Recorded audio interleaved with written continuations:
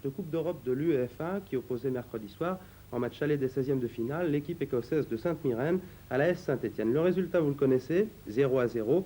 Nous allons vous proposer des extraits de la rencontre, des réactions de joueurs et celles des entraîneurs aussi. Mais d'abord, un petit reportage sur ce qu'a été notre déplacement en Écosse. Nous avions pris l'avion à l'aéroport de Saint-Étienne-Saint-Jouard mercredi matin vers 9 h. Nous avons eu la chance de voyager dans le même appareil que les joueurs et les dirigeants de la SSE, un avion où régnait une ambiance décontractée et sympathique. Et je l'explique.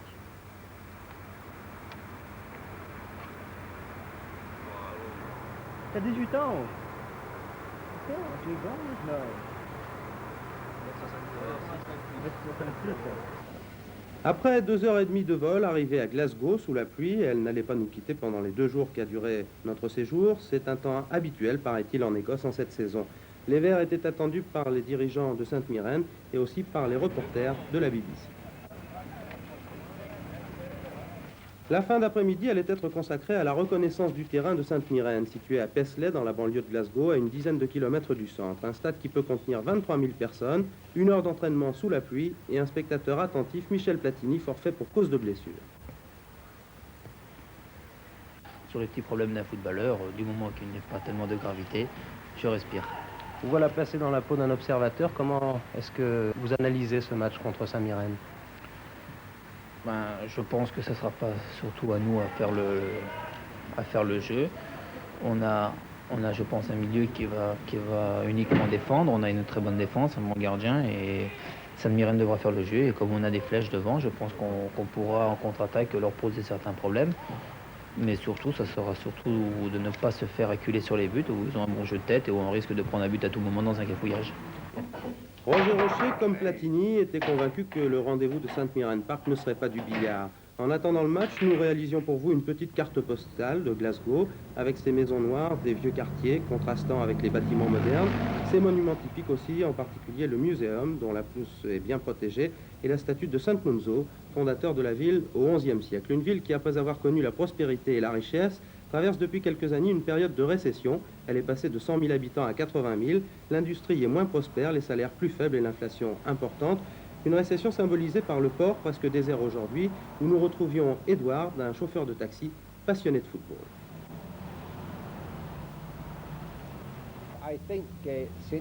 Je pense que Saint-Étienne va remporter le match ce soir, et en France aussi, parce qu'ils ont une bonne équipe et qu'ils ont été très malheureux quand ils ont rencontré le Bayern de Munich en finale de la Coupe d'Europe. Et l'équipe de Saint-Myrène ? L'équipe de Saint-Myrène n'est pas très bonne en ce moment, ils ne jouent pas très bien.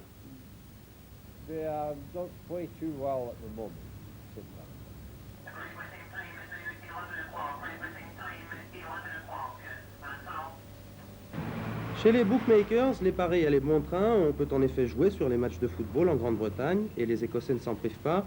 Les cotes donnaient Saint-Myrène légèrement favori. Pour une mise d'1 pound, vous touchiez 2,25 pounds contre 3 pour Saint-Étienne. Dans l'esprit des joueurs, les deux formations étaient donc sensiblement de valeur égale.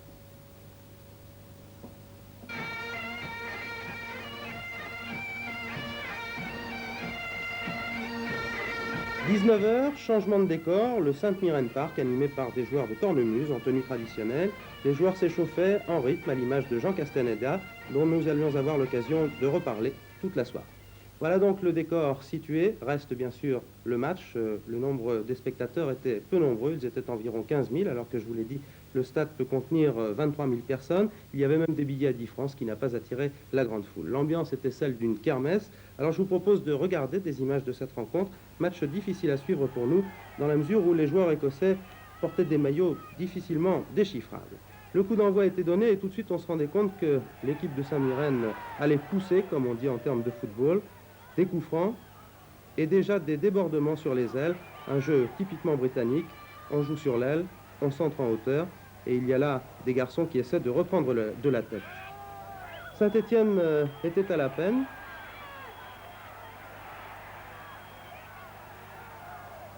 Ici une intervention de Christian Lopez et un tir du numéro 3 Beckett juste à côté des buts gardés par Castaneda. Saint-Étienne réagissait bien cependant et ne pliait pas en cette première mi-temps. Rousset débordait, il allait être fauché. Le coup franc a été tiré par Larios, bien bloqué par le gardien Thompson. Corner pour Saint-Mirren, il allait y en avoir beaucoup. Cafouillage devant les buts de la SSE. Une situation classique en Coupe d'Europe. À nouveau Rousset qui partait balle au pied et qui, une nouvelle fois, allait être fauché. Un nouveau coup franc pour une autre action. C'est Zanon qui allait le tirer. Et une nouvelle fois, le gardien Thompson allait s'interposer avec Van. La mi-temps intervenait sur le score de 0-0 sous l'œil des caméras de la BBC. 0-0, c'était un bon score pour les Stéphanois qui avaient fait une bonne première mi-temps. Et ça repartait en deuxième mi-temps avec Saint-Étienne à l'attaque. Et un tir de Battiston que vous allez voir. Le gardien relâche la balle, malheureusement personne n'a suivi et il va pouvoir s'en saisir en deux temps. Saint-Mirren à l'attaque, toujours sur l'aile. Johnny Rep débordé, un centre et une intervention décisive de Castaneda. C'était la première, ça n'allait pas être la dernière. Saint-Étienne à l'attaque, vous voyez que ça allait très vite. Rousset, un tir, de peu à côté. Nouvelle attaque pour Saint-Étienne, une très belle occasion. Vous allez le voir, Rousset va hériter du ballon. Il va tergiverser quelque peu. Et c'est Rep qui arrive dans une folle course, seul en face du gardien Thompson, et qui malheureusement échoue. Johnny Rep très déçu, qui croyait marquer un but. Nouvelle action, cette fois par Paganelli, qui déborde rapidement sur l'aile gauche. Il se présente seul en face du gardien et d'un défenseur, il est fauché. Il réclame le pénalty. L'arbitre, M. Sorensen, ne le lui accordera pas. Désormais, Saint-Mirren va réagir, toujours par les ailes. Et ici, une action qui ne donne rien. Castaneda pourra s'emparer du ballon avec l'aide de Janvion. Encore Saint-Mirren sur les ailes. Et un tir de peu à côté. Une reprise de volée manquée d'Abercrombie. Corner encore. Première grande parade de Castaneda. Un arrêt réflexe sur une tête de Copeland. À la 71e minute, Zimaco va remplacer Paganelli.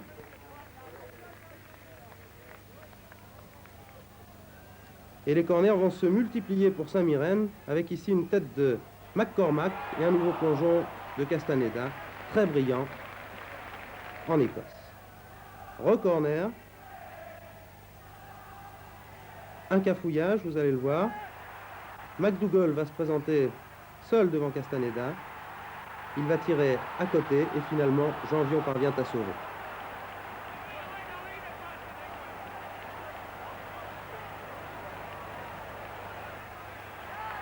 Sur cette action, encore un centre. Les Britanniques les affectionnent. Sortie du coin de Castaneda qui est gêné, vous l'avez peut-être vu, mais qui parvient à regagner ses buts et qui se saisit du ballon. Saint-Étienne procède par de rares contres. Et nous allons voir Zimaco dans ses œuvres. Zimaco qui part balle au pied et qui va être victime d'une obstruction. Coup franc, il ne donnera rien. Et Saint-Mirren repart, poussé par son public. Saint-Mirren qui évolue pour la première fois en Coupe d'Europe et qui est très motivé. Castaneda boxe la balle et plonge très courageusement dans les pieds de Starr. Saint-Étienne a eu chaud. Enfin, dernière action qui nous a semblé importante de cette rencontre, l'avertissement, le carton jaune infligé à Castaneda, la vedette du match, par M. Sorensen, qui lui a reproché de temporiser. Vous allez le voir, Castaneda va tirer cette fois, mais l'arbitre a déjà sifflé. Il se précipite vers le gardien de la SSE et lui inflige un carton jaune malgré les protestations de Christian Leclerc. Voilà donc pour ce match dont nous avons sélectionné pour vous les moments qui nous ont paru les plus intéressants. Elle montre ces actions que Saint-Étienne a pliées mais n'a jamais rompues, ce qui était à vrai dire l'essentiel. Les Écossais, il ne fallait pas les sous-estimer, on s'en est rendu compte à Saint-Mirren. La pluie, le terrain ont rendu la rencontre difficile, le public a été très fair-play. Je vous propose maintenant de suivre un certain nombre de réactions, celles de joueurs, celles des deux entraîneurs, en commençant par Jim Clooney pour Saint-Mirren.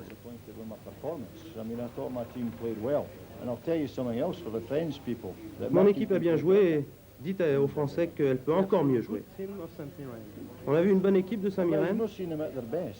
Vous n'avez pas vu le meilleur Saint-Mirren. Elle peut être meilleure que ça. On la verra à Saint-Étienne. Vous savez, il faut marquer un but pour gagner. Et il ne faut pas en prendre. Et c'est plus facile à dire qu'à faire. Depuis le tirage au sort, on parlait de cette équipe de Saint-Mirren comme un adversaire relativement facile, à l'image de Kyokyo, mais quand l'on connaît le football britannique, on voit que toutes les équipes qui figurent en Coupe d'Europe sont difficiles à jouer. Et Saint-Mirren l'a prouvé ce soir, et je crois que le résultat nous permet de préserver toutes nos chances, parce que nous avons dû jouer un match extrêmement difficile, dans des conditions assez délicates, le terrain glissant, la pluie, et puis le football direct des Écossais a pris, je crois, en seconde mi-temps, l'ascendant sur le football peut-être un peu plus subtil de Saint-Étienne, qu'il était difficile d'élaborer ce soir dans les conditions de jeu. Sur un terrain difficile. Le terrain était difficile, oui, mais c'est surtout la pression, la bonne santé physique des Écossais, et puis cette pression, ce désir de vouloir s'imposer qui, en fin de partie, nous a perturbés, et il me semble que le résultat, à mon avis, est favorable pour Saint-Étienne et permet de préparer un match retour intéressant et certainement très musclé. Personnellement, je pense que d'abord l'équipe a fait un bon match. Quant à mon propre cas, j'estime que je n'ai pas fait une grande partie. J'ai fait une partie qui a servi la collectivité. Et disons que je suis content du résultat. Cette équipe de Saint-Mirren vous a surpris? Non, absolument pas, car on s'attendait à un football engagé. Et vu l'état du terrain et les conditions atmosphériques qui étaient présentes ce soir, on savait que le match allait être très, très difficile. Michel Platini a manqué à cette équipe de Saint-Étienne? Dans un match comme ça, je pense que Michel aurait eu des difficultés comme tout le monde. Mais il est sûr qu'il faut reconnaître les qualités de Michel et que peut-être sur un coup de patte, il aurait pu faire la différence. Mais j'espère qu'au match retour, il sera présent et là, je crois qu'il nous fera la différence. C'est vrai que j'ai fait ce qu'on m'a demandé de faire, c'est-à-dire essayer de ne pas prendre de but. Je suis parvenu, c'est très bien. Cette attaque de Saint-Mirren vous a beaucoup impressionné? Pas vraiment, parce que bon, c'est le football écossais, c'est-à-dire des grands centres, des grandes balles devant le but, et puis ils y vont, quoi. Puis le hasard fait le reste, en fin de compte. Vous étiez préparé d'une manière spécifique pour ce match? Non, pas tellement. Disons que hier à l'entraînement, on a travaillé aussi quelques balles hautes, mais sans plus, quoi, comme à l'ordinaire. Vous avez souffert? Vous avez eu peur? Non, parce que quand on est sollicité comme ça passe plus vite. Qu'est-ce qui s'est passé sur ce carton jaune? Vous avez vraiment temporisé? C'est-à-dire, je sais pas, moi je cherchais à dégager le ballon, quoi. Bon, personne n'était démarqué, j'attendais un petit peu, c'est tout. Vous avez eu peur qu'il y ait un coup franc indirect à ce moment-là? Non, parce que du moment que le ballon n'est pas en jeu, il y avait eu coup franc avant, donc il n'y avait pas à avoir coup franc indirect contre nous, quoi. Ce qui surprend chez vous, c'est que vous avez l'air très très calme sur un stade. Oui, c'est vrai, je suis calme. Je sais pas, c'est ma nature qui veut ça. C'est une qualité majeure pour un gardien? Je pense, oui. Merci et bravo. Très calme Jean Castaneda, comme la défense de Saint-Étienne qui a été très bonne en Écosse. Le prochain rendez-vous, c'est bien sûr le match retour à Geoffroy. Bizarrement la neige. Bonsoir, ici en effet le stade de Geoffroy Guichard que nous retrouvons avec plaisir pour ces 16e de finale match retour de la Coupe de l'Union Européenne où les Verts vont affronter l'équipe écossaise de Saint-Mirren. Vous vous souvenez qu'il y a 15 jours en Écosse, Saint-Étienne s'en était bien tiré avec un bon résultat nul 0-0, obtenu grâce surtout à une très grande partie de son nouveau et jeune gardien Jean Castaneda. Alors qu'actuellement les deux équipes échangent fanion et poignée de main sous l'œil de l'arbitre portugais monsieur Da Silva. Que peut-on dire, Jean-Michel Larquet, de cette équipe de Saint-Mirren? Eh bien, ce que l'on peut dire, c'est qu'elle se présente pratiquement dans la même formation qu'au match aller, à l'exception de McCormack qui est passé au milieu du terrain et qu'à la place de Richardson, pendant que Dunlop fait son entrée, on découvre cette équipe avec Thompson dans les buts. Un joueur dont on dit le plus grand bien, évidemment, comme tous les gardiens britanniques, excellent sur les balles aériennes. Arrière droit avec le numéro 2, Young, un joueur très viril. Le numéro 3, c'est Beckett, un très bon arrière gauche et qui anime beaucoup son équipe. En défense centrale, on l'a dit, Dunlop avec le numéro 5 et Copeland qui est la tour de contrôle de cette défense, un excellent joueur de tête. On va trouver 4 hommes au milieu du terrain. Stark qui aura le numéro 7 et qui évoluera sur le flanc droit. Abercrombie avec le numéro 11, Veer avec le numéro 6 et McCormack qui joue habituellement en défense centrale, qui est le capitaine qui va porter le numéro 10 et prendre en charge très certainement Michel Platini. Et en attaque, bien sûr, 2 hommes, McDougall sur le côté droit et Sommer, le buteur de cette équipe, un bon avant-centre qui l'an passé a marqué 25 buts en championnat d'Écosse avec le numéro 9, alors que les Stéphanois se présentent dans la composition annoncée. Oui, avec par rapport au match aller quand même 3 rentrées, celle de Elie, de Michel Platini et de Jacques Zimaco qui cette fois-ci joue le match dès le début. Et à l'instar du portugais João Alves, comme il ne fait pas très chaud sur la région de Saint-Étienne, eh bien certains joueurs stéphanois, Zimaco notamment, Bernard Gardon, Christian Lopez, ont mis des gants noirs, comme les avait le célèbre portugais.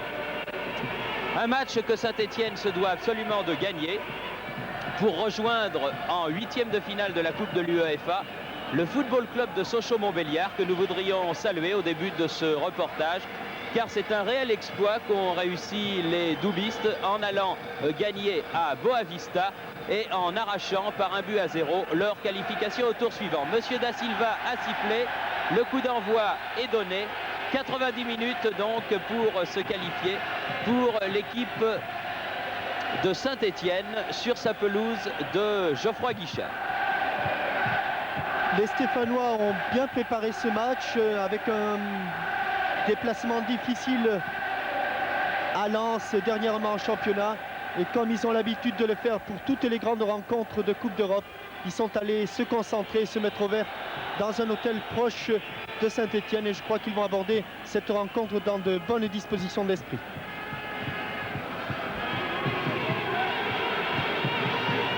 Une balle à terre, un coup franc donc en faveur de l'équipe de Sainte-Myrène. Les joueurs de Sainte-Myrène qui jouent, est-il besoin de le préciser, en maillot rayé verticalement blanc et noir. Une équipe écossaise peu connue, moins connue en tout cas que les Rangers ou le Celtic, les 2 grands clubs de Glasgow, avec un ballon perdu là par Battiston et une faute sur Sommer, l'avant-centre, sous les yeux de l'arbitre monsieur Da Silva, qui siffle un coup franc en faveur de l'équipe écossaise. Jean-Michel, vous aviez assisté au match aller à Sainte-Myrène. Je crois qu'évidemment ces joueurs écossais, comme tout footballeur britannique qui se respecte, sont bons de la tête. Sont bons de la tête et surtout c'est une équipe comme tous les Britanniques qui ne fait aucun complexe. Et c'est peut-être là que réside le danger, à savoir que ces Écossais, tant en Coupe d'Europe qu'en championnat, ne ferment absolument pas le jeu. Et lorsqu'ils vont à l'extérieur, eh bien, ils jouent presque aussi ouvert qu'à domicile. La preuve, c'est que cette équipe de Saint-Myrène en championnat d'Écosse a obtenu ses meilleurs résultats à l'extérieur. Donc, méfiance pour les Stéphanois, car 0-0 c'est bien, mais pour être qualifié, il faut marquer à tout prix un but. Et pour marquer un but, il faut prendre des risques. Et j'ai peur quand même qu'en prenant ces risques, les Stéphanois ne s'exposent au contre des Écossais qui, je vous le répète, ont réalisé de très bonnes performances à l'extérieur. Premier ballon qui file jusqu'à Thompson, qui fait un rapide échange de balles avec son arrière latéral Young. Le stade Geoffroy Guichard n'est pas plein comme il l'est habituellement pour ces soirées de Coupe d'Europe. À cela, plusieurs raisons. La neige qui est tombée sur la Haute-Loire depuis quelques 48 heures. Et aussi le fait que samedi, il y a ici le match entre Nantes et Saint-Étienne, le sommet de la saison nationale pour beaucoup. Un match qui polarise toutes les attentions et vous savez que dans le contexte économique que connaît malheureusement la région et la ville de Saint-Étienne actuellement, il est très difficile de sortir l'argent nécessaire à 2 places de football dans la même semaine. Bonne attaque de Jean-Marie Elie là-bas, un centre et bonne intervention de Thompson, le gardien de but de Sainte-Myrène. Thompson, dont le célèbre manager écossais Jock Stein dit que c'est actuellement le meilleur gardien d'Écosse et que très prochainement il sera le gardien titulaire de la sélection. Comme nous l'avions prévu lors de la composition des équipes, eh bien McCormack, qui joue habituellement en défense centrale, prend bien en charge Michel Platini, qui, répétons, le fait aujourd'hui sa rentrée. Avec une équipe qui confirme ce que vous disiez, Jean-Michel, une équipe de Sainte-Myrène absolument absente de tout complexe et qui attaque et joue crânement sa chance. Et c'est ma foi tout à fait normal, sinon ça n'était même pas la peine de venir de Glasgow. Jean-Marie Elie, ballon en profondeur destiné à Michel Platini. Oui, des ballons qui sont en général pour le gardien. Vous voyez des ballons trop profonds. Il y a soit le libéro, soit le gardien pour récupérer ces balles. Ces balles sont valables sur le côté du terrain, mais dans l'axe, elles sont très faciles à capter pour un gardien de la classe de Thompson. Thompson qui, lui aussi, est un gardien qui dégage très loin, comme Jean Castaneda. Jean-François Larios.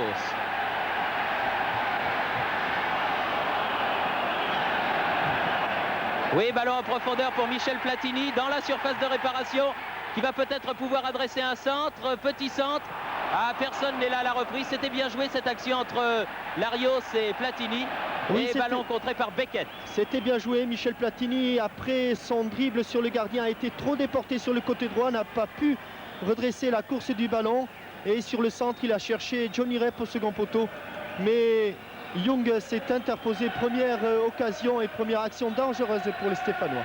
Veil en profondeur pour Abercrombie, contré par les Stéphanois. Zimaco crocheté 2 fois, reste debout, peut donner à Laurent Rousset. Johnny Rep. Johnny Rep qui a été contré lui par McDougall. Et premier corner en faveur de Saint-Étienne. Tiré par Johnny Rep.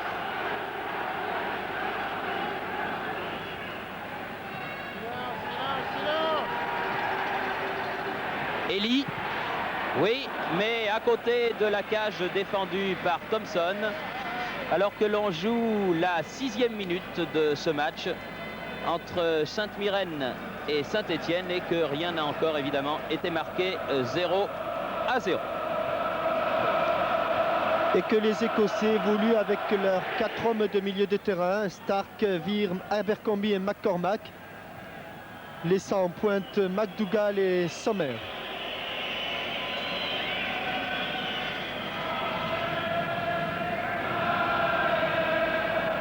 Christian Lopez. Gardon.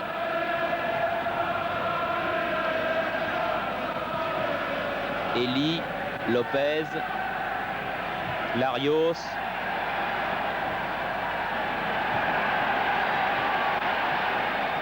Rep. Tir contré de Rep, une faute de main réclamée par le Néerlandais. Faute involontaire. Oui, c'est le ballon effectivement qui est allé au bras. Alors qu'actuellement, je crois que les Stéphanois sont partagés entre 2 sentiments. D'abord, celui de vouloir marquer le plus rapidement possible pour faire la différence et obtenir la qualification. Alors bonne qu'il y balle a deux pour contraintes qui Elie. se présentent. Aïe aïe aïe, ça c'est pas très bien négocié ce ballon par Jean-Marie Elie. Oui Thierry, je disais entre 2 sentiments, celui de faire la différence très vite pour obtenir la qualification, mais aussi celui de ne pas prendre trop de risques, car vous le savez, tout autre match nul que 0-0 équivaudrait à une élimination pour les Stéphanois et ce serait évidemment une catastrophe. Johnny Rep a récupéré le ballon sur ce corner. Bon dégagement, Beckett. McDougall.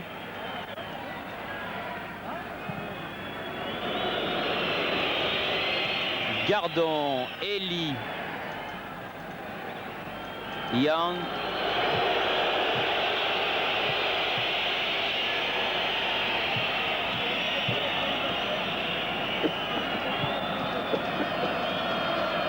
Long dégagement de Thompson certainement. Oui, car incontestablement depuis quelques minutes la pression verte commence, Jean-Michel, à se faire sentir.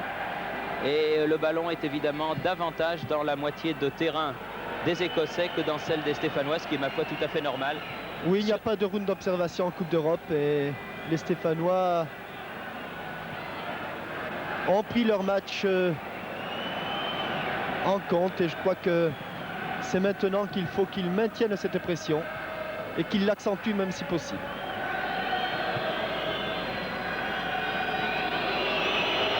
Et oui, c'est de bonne guerre. Les Écossais cassent le jeu par des passes au gardien de but. Ce gardien qui, du pied droit ou du pied gauche, donne de l'air à son équipe. Un mauvais ballon là qui était destiné à Rep. Coup de tête Lopez, Abercrombie.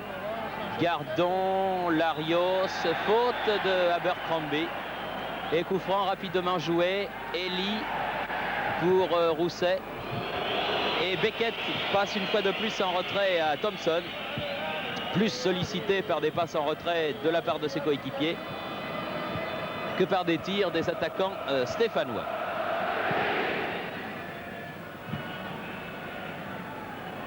Sommer.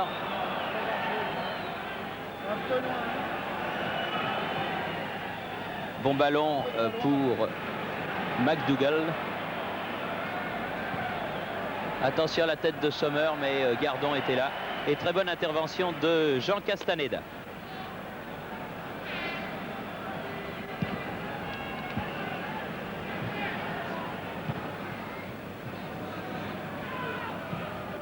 Lutte entre Larios et Abercrombie. Veil. Joué, dit Monsieur Da Silva, l'arbitre portugais. Mésentente, Zimaco, Johnny Rep. Sommer. Bien joué pour le troisième homme, McDougall. McDougall qui est le numéro 8. Bon tir, premier tir du capitaine McCormack, le numéro 10 de cette formation écossaise, mais au-dessus du but défendu par Jean Castaneda.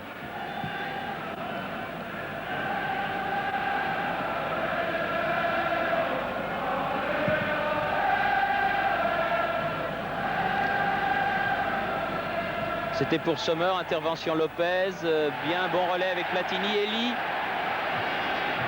En profondeur, Johnny Rep. Elie dans les 16 mètres, ballon repris de volée. C'était bien essayé et Laurent Rousset est arrivé un dixième de seconde trop tard. Petit pied droit de Johnny Rep et Jean-Marie Elie a raison de prendre le risque de la reprise de volée. Il tape un petit peu sur son tibia. Et Laurent Rousset a manqué un petit peu de réflexe sur cette action. Peut-être que s'il se jette les deux pieds en avant, il a des chances de récupérer ce ballon. J'ai l'impression qu'il était un petit peu englué dans la surface qui se trouve devant le but de Thompson, où l'herbe est évidemment toujours moins rare que sur d'autres parties du terrain. Patrick Battiston fait la remise en jeu. Gardon. Lopez. Tir de Lopez à ras de terre à côté.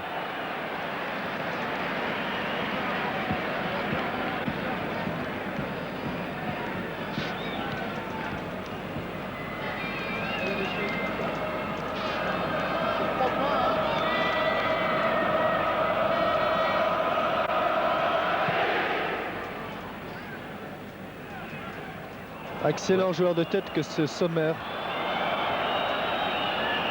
Veil. Beckett. Coup de tête de Gérard Janvion. Beckett récupère ce ballon. Non, Zimaco maintenant. Une faute sur Zimaco.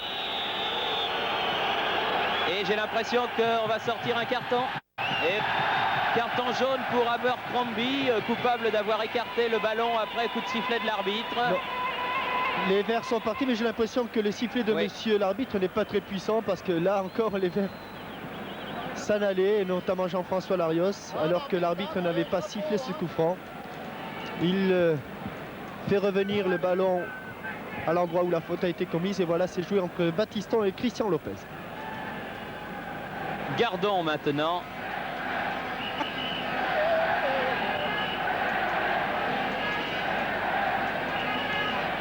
Zimaco.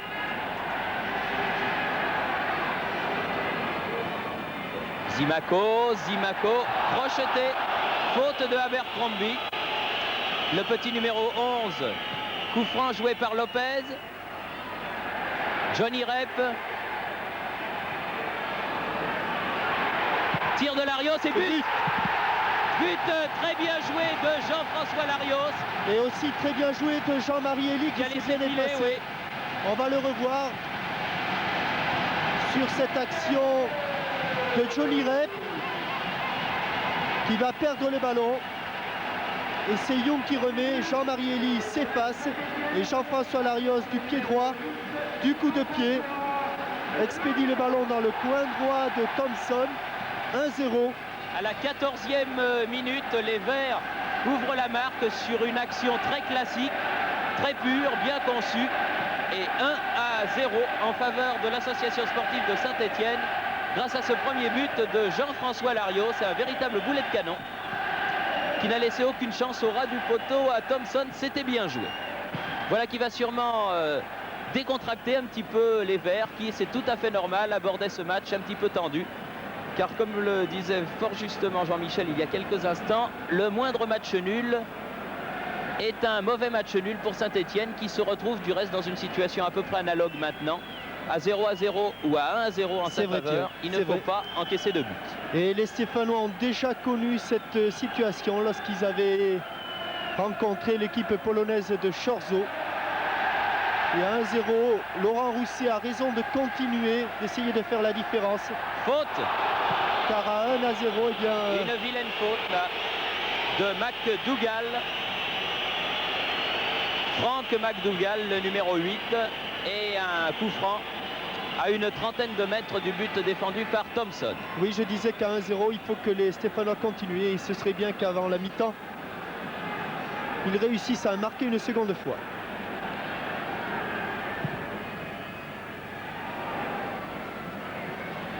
Jean Vion se précipite sur ce ballon. À qui est la touche, monsieur l'arbitre? Elle est verte. En faveur pour des Verts, oui.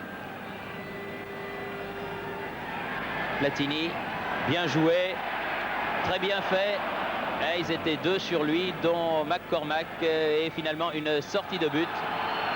Sortie de but qui va permettre à Thompson de dégager son camp. Thompson qui ne pouvait absolument rien sur ce tir de Jean-François Larios qui non seulement était bien placé, mais en plus il était masqué par plusieurs de ses défenseurs. Oui, c'est bien détendu du reste du bon côté. Eh oui, une faute du numéro 9 anglais, Sommer. Coup franc joué rapidement par Gardon. Zimaco, contre favorable. Ah non, pas ce qui était destiné à Laurent Rousset. Intervention de Copeland. Oui, les Copeland a bien anticipé sur la passe de Zimaco. Obstruction. Gardon sur Sommer. Coup franc pour St Mirren. St Mirren Football Club, un club, je vous l'ai dit, de la banlieue de Glasgow, vieux de près de 100 ans. Plus de 100 ans, 102 ou 103 ans maintenant. Et Lopez qui sort de ses 16 mètres, Larios. Jean Vion.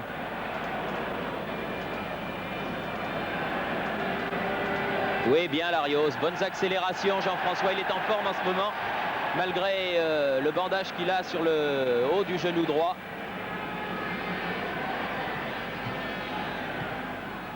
Toujours Larios, Gardon, Battiston, Larios, Zimaco, contré Zimaco. Ah, il a du mal à passer ce Beckett qui est un excellent footballeur. C'est Pierre Garonner qui l'avait dit et ça se confirme à travers les deux matchs que dispute ce Beckett, intelligent.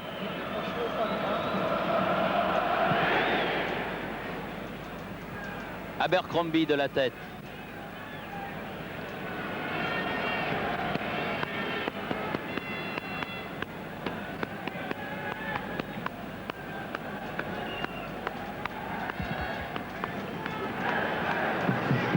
Castaneda n'est pas mal non plus dans ses dégagements. Oui. Oh, il s'en est fallu derrière. Tir de... Et contré, but. Oh non. J'ai cru que la balle allait finir dans le but de Thompson. Mais non, elle est passée devant.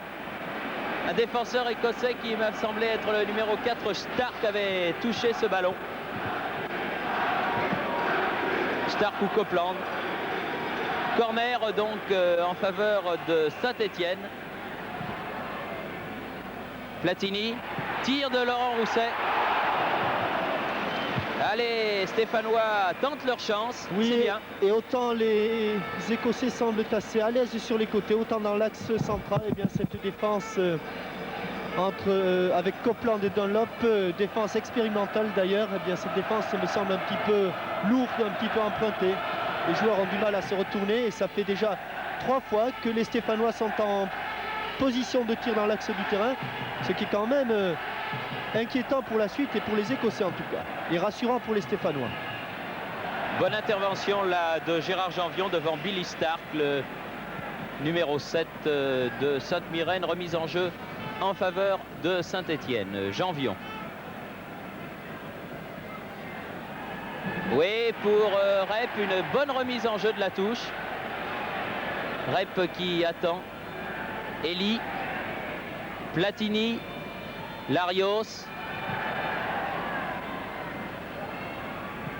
Oui, pour Zimaco dans l'axe du but. Beaucoup de monde devant la cage défendue par Thompson. Lopez, Larios. Zimaco.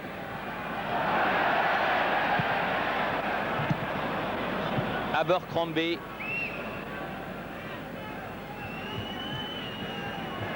Young. Oui, une faute de Zimaco, c'est exact. Faute de Zimaco sur Vire. Et coup franc à 40 mètres à peu près, environ des buts stéphanois.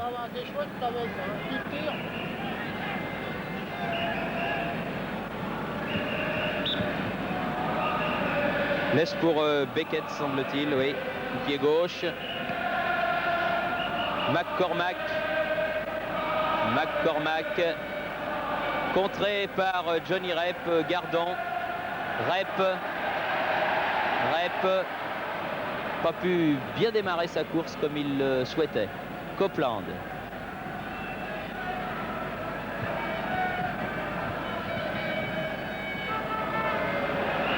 Stark. Abercrombie en profondeur, c'était dangereux, ça n'est pas fini. Veir dans les 16 mètres à la limite de la surface de réparation. Janvion jaillit. Et si la balle sort, c'est en faveur de Saint-Étienne. Oui, et là, je crois que Vire, le numéro 6, n'a pas pris sa chance. Il avait un ballon un petit peu dans le même style que celui de Jean-François Larios. Larios a frappé, Vire a voulu encore se dégager sur le côté, ce qui a permis à Gérard Janvion de revenir et d'écarter le danger. Dégagement Bernard Gardon. Sommer. Bien, Gardon. Dangereux ce Sommer, l'avant-centre. En tout cas le numéro 9. Lopez. Battiston.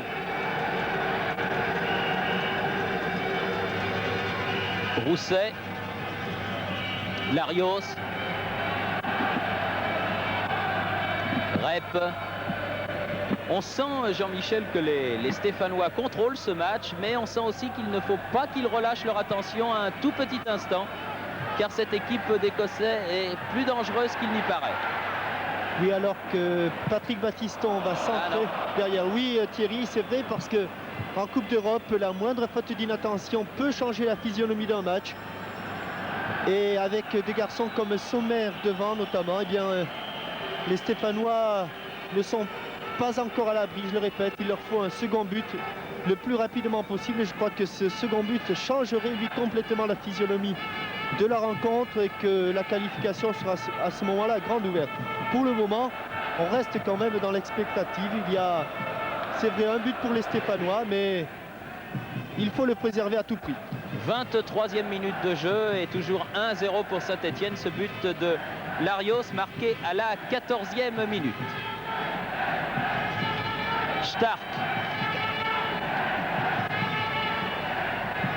Oula, Janvion, mais Castaneda bien placé. Par le tibia de Gérard Janvion, mais sans danger pour Jean Castaneda, alors que Bernard Gardon, lui, semble avoir pris un coup.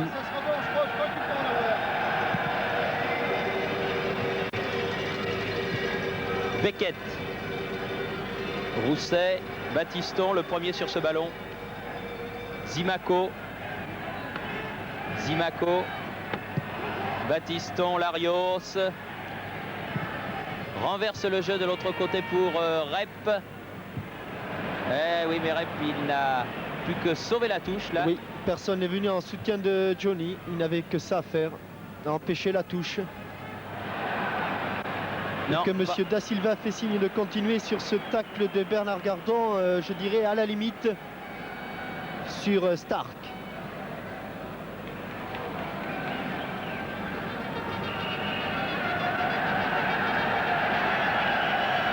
Elie, Larios. Ah non, oui, bien repris Larios. Elie venu en soutien. Rep, les Stéphanois se battent bien. Rousset.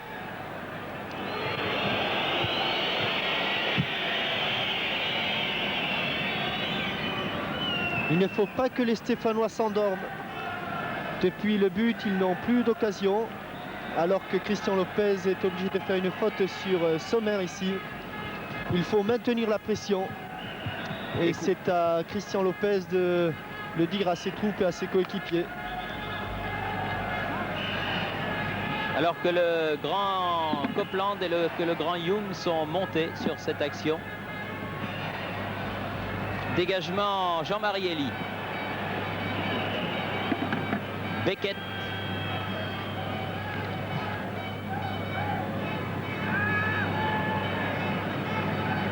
Abercrombie. Oui, un bon ballon en profondeur pour McDougall, pas perdu. Veir toujours pour Sainte-Myrène, aux prises avec Battiston. Et 6 mètres, indique Monsieur Da Silva. C'est exact. Le dernier à avoir touché ce ballon est l'Écossais. Et dégagement en sortie de but pour Jean Castaneda.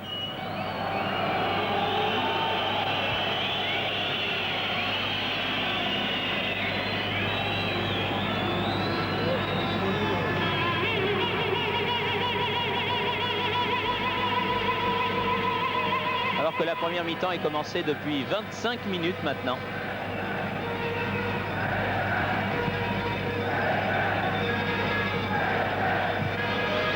McCormack, Sommer perd le ballon, Gardon, puis Lopez. Battiston.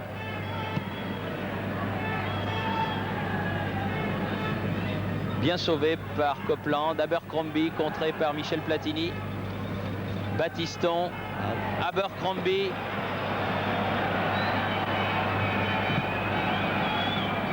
Attention, c'est dangereux. McDougall tire. Et corner. Contré et corner. Vous voyez Thierry que ces Écossais eh bien, ont des qualités offensives. Ici McDougall bien lancé par Abercrombie et contré au dernier moment par Gérard Janvion. Petit corner tiré à la rémoise qui ne donne rien. Veir pour Sainte-Myrène encore. Oh, Gardon. Il faut faire attention. Incontestablement, il faut les surveiller, ces Écossais, exactement comme le lait sur le feu. Pour avoir été dans cette situation, je crois que c'est la plus mauvaise que puissent avoir les Stéphanois. Oui, ben on va marquer ce deuxième but. Jean-Michel, il le faut. Johnny Rep sur l'aile gauche, là-bas, devant Copeland et Dunlop.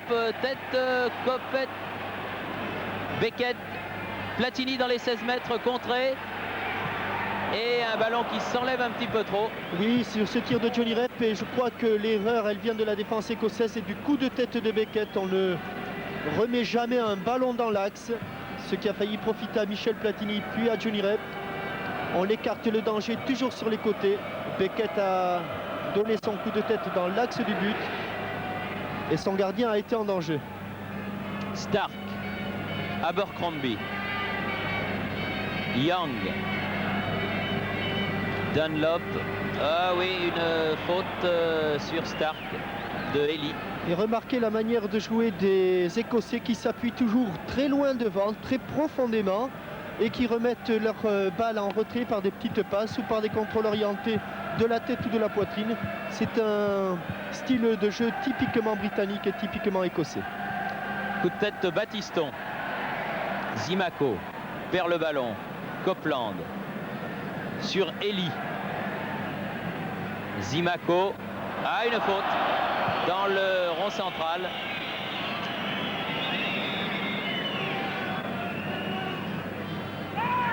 Platini a donné à Larios. Zimaco, Larios dans les 16 mètres va pouvoir centrer, non, corner. Et très bon 1-2 entre Jacques Zimaco et Jean-François Larios, qui a réussi à obtenir un corner que va tirer Jacques Zimaco sur le côté droit du but de Thompson, alors que les Stéphanois encadrent le but et que Beckett se trouve au premier poteau.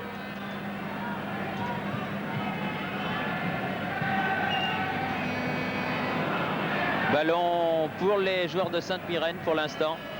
À moins que Battiston soit le premier sur cette balle. Voilà qui est fait. Lopez a voulu remettre pour Zimaco. Beckett. Janvion, Platini. Ah, c'est un combat maintenant. On défend le ballon pied à pied. Larios. Johnny Rep. Rousset, bien joué pour Jean-Marie Elie. Hors-jeu, oui, hors-jeu. Limite, oui. Oui, hors-jeu sur cette balle de Laurent Rousset. C'était bien joué et l'excellent soit Jean-Marie Elie se trouvait en position de hors-jeu. Sinon, l'action était de toute beauté et il s'était ouvert grandement le chemin du but. Un quart d'heure, Jean-Michel, avant la mi-temps. Un quart d'heure pour essayer de marquer un deuxième but qui décontracterait tout le monde, étant entendu que c'est tout de même Saint-Étienne qui mène au tableau d'affichage depuis la 14e minute de la partie où Jean-François Larios a ouvert la marque. Oui, mais toujours cette épée de Damoclès au-dessus de la tête. Il ne faut surtout pas encaisser de but maintenant, car cela équivaudrait à une élimination. Alors, je crois que si les Stéphanois ne le font pas avant la mi-temps, Robert Herbin, dans les vestiaires, va leur rappeler et va leur dire que, à tout prix, pour jouer avec l'esprit tranquille, il faut essayer de forcer la décision une seconde fois. Johnny Rep. Ah, c'est trop loin. Ce ballon destiné à Elie était trop profond. Trop profond et trop dans l'axe, encore une fois. Johnny aurait dû peut-être écarter davantage sur le côté. McCormack. Stark. McCormack aux prises avec Larios. Centre du capitaine. Une faute, m'a-t-il semblé, sur Sommer de Gardon. Oui. Sommer pas content du reste qui a essayé de se faire justice. Non, il n'est pas hors jeu. Ah, monsieur l'arbitre. Ah. Il me semble que...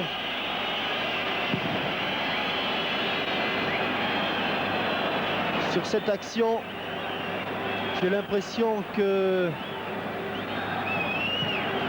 Dunlop était en couverture. Abercrombie aux prises avec Jean-François Larios. Faute de Jean-François.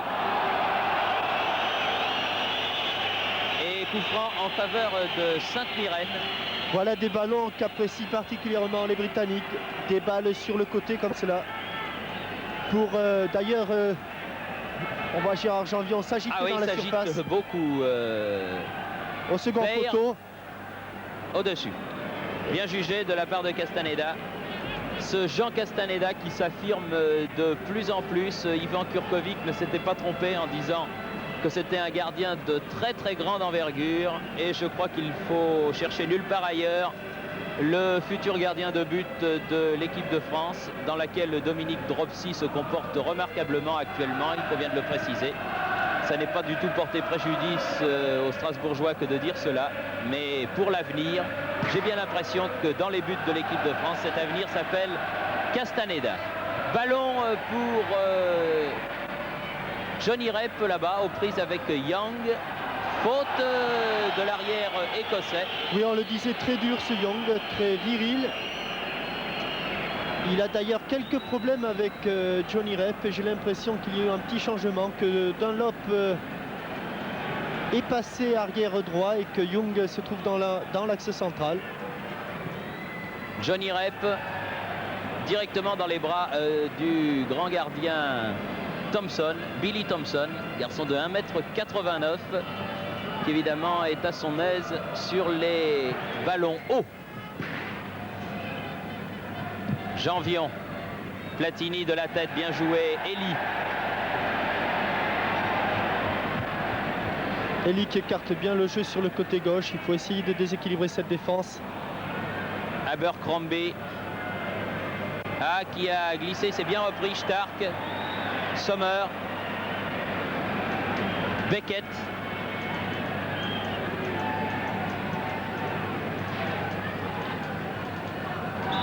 Veir. Crocheté par Battiston. Et c'est un coup franc en faveur de l'équipe de Sainte-Mirren. Une équipe qui a gagné 3 fois la Coupe d'Écosse, qui avait terminé 3e du championnat l'an passé, mais qui n'a jamais été champion d'Écosse. Beckett. Sommer. Ah, hors-jeu, signalé. Hors-jeu de Billy Stark là-bas, heureusement, car lui aussi s'était ouvert le chemin du but de Castaneda. Et Billy Stark s'est retourné pas très content du côté de l'arbitre de touche, car au départ du ballon, il avait peut-être raison. Il n'était pas en position de hors-jeu lui non plus, comme Johnny Rep tout à l'heure. Mais tout cela permet à Jean Castaneda de dégager loin, très loin son camp sur la tête de Zimaco. Platini. Gardon.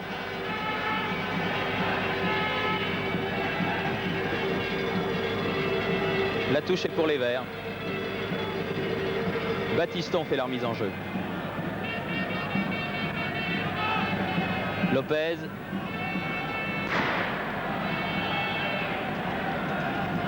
Gardon. Elie. Battiston. L'arbitre a laissé l'avantage. Là, il va siffler. Voilà. Pour cette faute de Sommer. Ah, vous voyez comme même les attaquants sont très agressifs sur le porteur du ballon, et notamment Sommer qui vient de commettre une faute sur Patrick Battiston, qui tout à l'heure avait contré Bernard Gardon. Les attaquants écossais sont les premiers défenseurs de leur équipe. Battiston cherche Johnny Rep là-bas. Elie. Ah, c'est bien fait. Elie dans les 16 mètres va pouvoir redresser le ballon. Ah non, il fallait centrer Jean-Marie. Ah, comme c'est dommage. Oui, et Michel Platini le lui dit. Après ce ballon récupéré par Jean-Marie Elie, au but, Johnny Rep remet cette balle. Jean-Marie pousse peut-être un petit peu trop loin son ballon, mais réussit à le récupérer. Il veut frapper alors qu'il a l'angle complètement fermé. Et que Laurent Rousset est seul entre les 6 mètres et le point de pénalty. Oui, que Laurent Rousset est seul au second poteau et que Michel Platini est seul lui au premier poteau. Oui. Je crois que... Ça, c'est un petit défaut, je crois, Jean-Michel, des footballeurs français en général, c'est qu'on n'a pas assez tendance dans ces actions-là à lever la tête. C'est-à-dire que c'est peut-être aussi un manque de lucidité. Vous savez, il y avait des joueurs, notamment les Argentins, je pense à Carlos Bianchi ou à Delionis, qui sont très adroits dans ce genre d'exercice. Mais c'est vrai que Jean-Marie s'est laissé peut-être un petit peu aveugler par cette action. Il s'est présenté seul face au but et au lieu de lever la tête, il a continué sur le même rythme. Laurent Rousset, après une bonne action encore de Jean-François Larios, là, a maintenant perdu le ballon. Remonté par Veir. Contré, lui, par Battiston. Larios, Platini, Battiston. Battiston. Bien vu sur la droite pour Jacques Zimaco. Peut centrer, mais trop fort là-bas au deuxième poteau.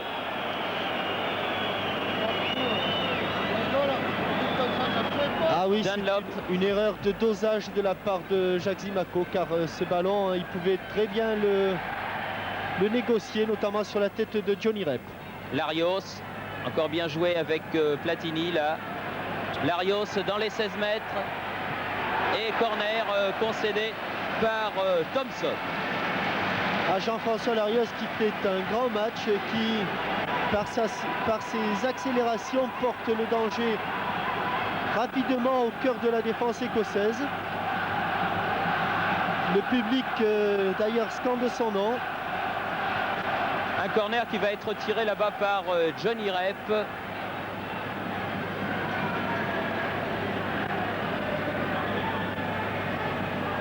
Oui, alors que j'ai vu des objets volés depuis le virage qui se situe derrière le but de Thompson. C'est inutile. Et bonne arrêt là de Thompson. Oui, bon arrêt sur un corner travaillé et brossé par Johnny Rep. Il a fallu que Thompson s'y reprenne à 2 fois pour entrer en possession de ce ballon. Lopez.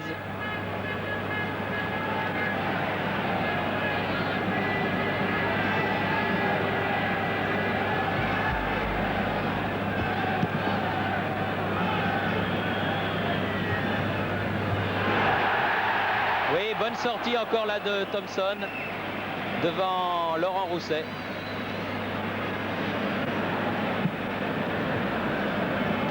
Le danger de cette défense écossaise, c'est que les 2 défenseurs centraux, que ce soit Young maintenant puisqu'il est passé au centre comme je vous l'avais dit, et Copeland, eh bien ces 2 joueurs jouent sur la même ligne. Il n'y a pas de couverture, donc pas de sécurité. Elie, Rousset, Christian Lopez, Larios, que l'on voit vraiment beaucoup, c'est l'incontestable numéro 1 de la formation stéphanoise ce soir. Elie. Oh, bien. Ah, bonne talonnade pour Jacques Zimaco. Et très belle sortie de Thompson dans les pieds du joueur de couleur de l'AS Saint-Etienne. On revoit cette action avec cette talonnade en pleine course de Jean-Marie Elie. Et je crois que Jacques Zimaco est tout surpris de recevoir ce ballon, qu'il a poussé un peu trop loin, mais qui a obligé Thompson à sortir les 2 pieds en avant. Dégagement de Young, Veil, Battiston, Beckett et Young en retrait. Bonne sortie de Thompson encore. Thompson qui passe un match sur des charbons ardents, très sollicité. Oui, monsieur l'arbitre a raison. Je vais vous expliquer pourquoi. Parce que le gardien avait le ballon dans les mains. Et Jean-Marie Elie a bougé au moment où le gardien allait dégager. Il y avait donc faute. C'est défendu. C'est défendu. On ne peut bouger que lorsque le ballon est à terre. Lorsque le gardien a le ballon dans les bras, l'adversaire n'a plus le droit de bouger.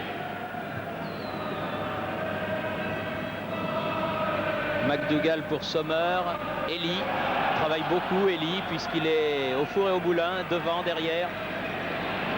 C'est bien sorti de cette situation là-bas sur le côté gauche. Ah voilà, une mauvaise passe, bien récupérée par Michel Platini. Lopez. Zimaco. Lopez. Contré ce ballon par un défenseur qui était Dunlop de Sainte-Myrène et qui termine sa course dans les bras de Billy Thompson.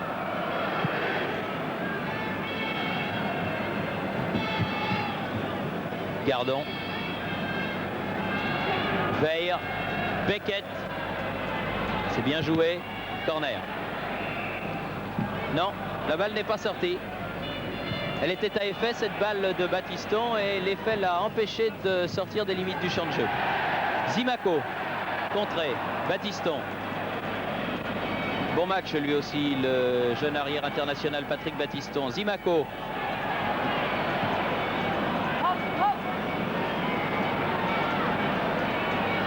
McCormack, oui. Sur le côté droit là, attention à Stark. Stark à ras de terre et bonne intervention.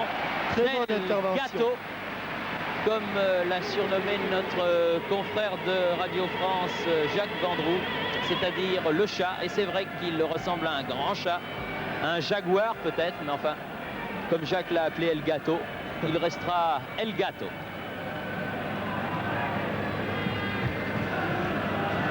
D'ailleurs, c'est plus facile car on ne connaît pas la traduction de jaguar en espagnol. Voilà. Peut-être El Jaguar, tout simplement. Battiston. Zimaco. Ah, il fait des choses étonnantes, Zimaco, vraiment. Il lui faut de l'aide, voilà. Larios. Jean-François nous a entendu. Il lui faut de l'aide à lui aussi. Bah, les deux joueurs se complètent pas mal finalement. Centre de Zimaco. Dégagement Dunlop. Elie. Faute sur Elie. L'arbitre laisse l'avantage. Gardon remet le ballon en avant, mais trop profondément. Ce sont des balles et des passes à bannir, surtout contre les Britanniques. Des balles profondes aériennes dans l'axe du terrain. Janvion. Johnny Rep. Platini, il a glissé au moment.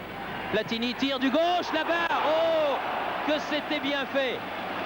Magnifique tir du pied gauche là de Michel Platini.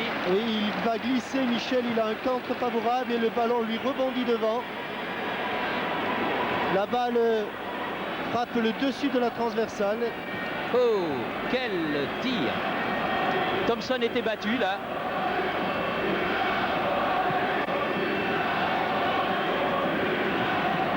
Janvion. Mais je ne sais pas quel est votre sentiment, Thierry, mais je ne suis toujours pas rassuré à 1-0. Ah ben non, c'est sûr qu'à 1-0, on ne peut pas être rassuré, tout simplement à cause de ce règlement de la Coupe d'Europe qui fait son charme du reste.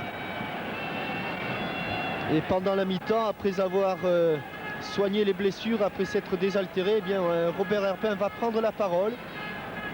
Et Qu'est-ce qu'il va leur dire alors? Et il va insister sur ce fait. C'est sûr qu'il faut maintenir la pression, qu'il faut porter le danger plus rapidement dans le camp écossais.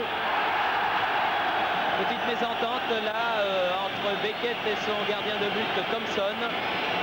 Et un nouveau corner en faveur de l'équipe de Saint-Étienne. Alors que nous atteignons la mi-temps. Nous avons atteint même la mi-temps. Le chronomètre, oui, c'est fini, on ne le tirera pas ce corner.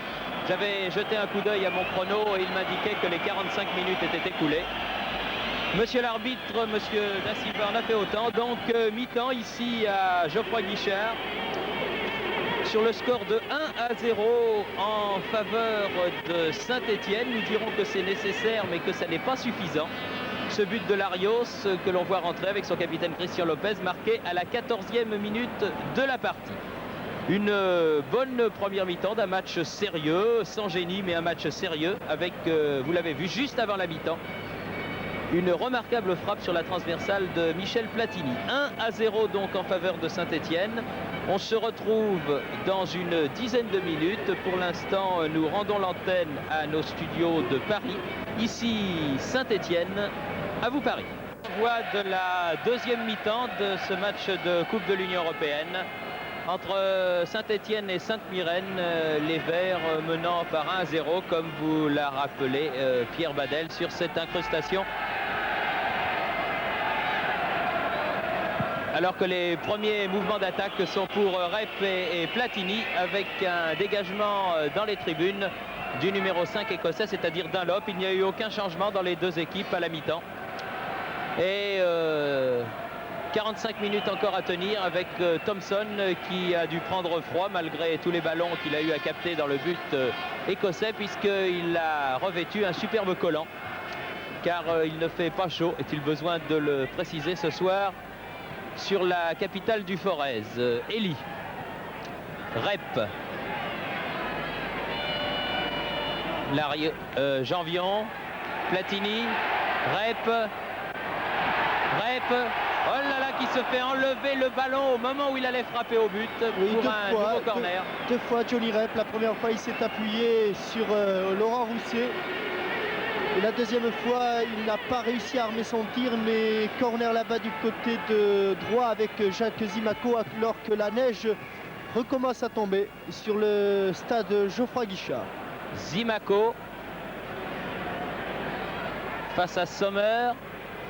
Platini, démarque Janvion, tir de Janvion et corner. Et Michel Platini a réalisé là le même geste qu'il avait réalisé contre l'Irlande, à savoir un contrôle orienté de la poitrine.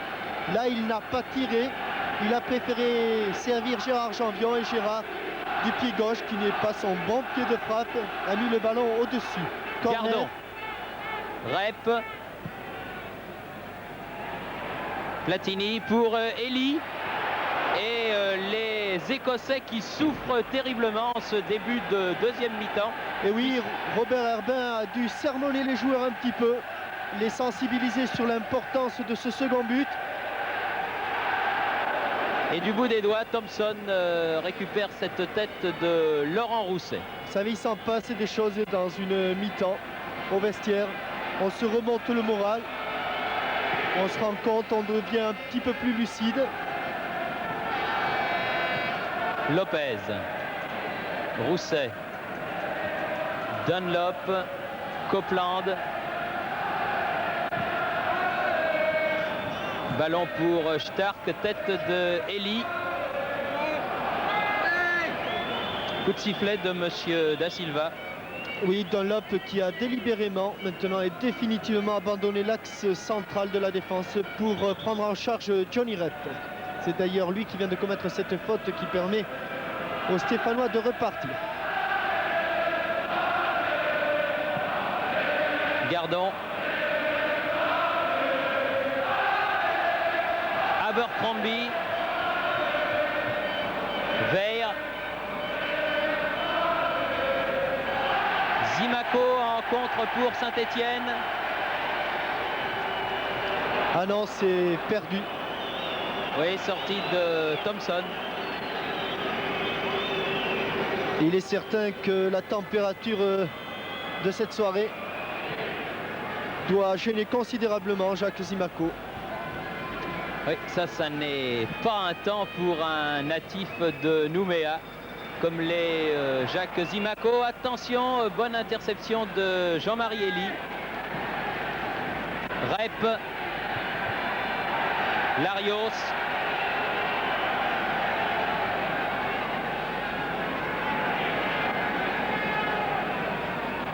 Lopez. Rep. Il y a encore eu Copeland dans son dos qui l'a forcé à faire une mauvaise passe. McCormack en profondeur, le capitaine. Attention, McDougall, Sommer, Platini. Joué, dit monsieur l'arbitre. Ballon pour Johnny Rep de Michel Platini dans la surface de réparation. Ah, Johnny Rep qui ne frappe pas suffisamment ce ballon. Oh, quelle merveilleuse passe de Michel Platini là, et Johnny Rep qui s'est trouvé dans la même situation à Saint-Mirren. Et de la même façon, il a échoué devant le goalkeeper Thompson. Il a voulu placer son ballon sur cette action alors qu'il aurait pu tenter soit d'éliminer, soit de frapper. Sa frappe trop molle a été détournée par Thompson. Ballon en profondeur de Dunlop, mais en sortie de but pour Castaneda. Ah, et c'est vrai qu'après 5 minutes de jeu en seconde mi-temps, si Johnny Rep avait marqué ce second but, eh bien, nous aurions pu respirer plus facilement que nous ne le faisons actuellement. Enfin, pour une rentrée, Michel Platini, s'il évidemment il n'ose pas jouer à 100%, et cela se comprend, Michel Platini a donné de remarquables ballons depuis le début de la deuxième mi-temps, notamment un pour Janvion, un pour Rep, qui aurait réellement mérité un meilleur sort. Gardon. Larios. Zimaco. Larios. Lopez. Gardon. Larios. Zimaco. Elie. Janvion. Non, il n'y a pas faute. Monsieur l'arbitre Le ballon a va bien être jugé. récupéré par Elie, c'est ça, et Larios. Platini. Bien joué, Larios. McDougall. Sommer. Abercrombie. Pressing des Stéphanois. Veil. Battiston. Coup franc de Battiston qui a poussé de la main là-bas Vire, le numéro 6 écossais. Et Young repart. Mauvaise passe de Young. Oui, très mauvaise même. Mauvais rebond pour Platini et ballon toujours stéphanois mais de justesse. Non, là qui sort en sortie de but en faveur de Sainte-Mirren alors que l'on joue la 8e minute de la deuxième mi-temps. Coup de sifflet de monsieur Da Silva. Un petit sifflet. Oui. L'on entend vraiment très très mal. Pour une charge dans le dos de Gardon sur Sommer et coup franc là-bas sur le côté gauche. Attention à la montée des grands gabarits. Et de Copeland notamment. Oui. Non, la balle va sortir, c'est fait, elle est sortie. Oui, Copeland avait prolongé cette balle, mais trop profondément, et sortie de but qui va permettre à Jean Castaneda de se dégager.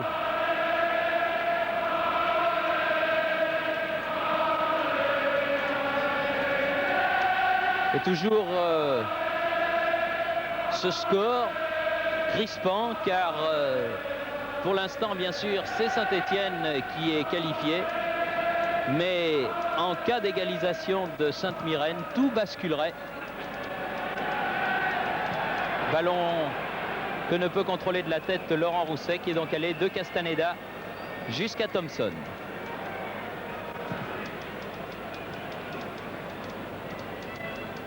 Elie.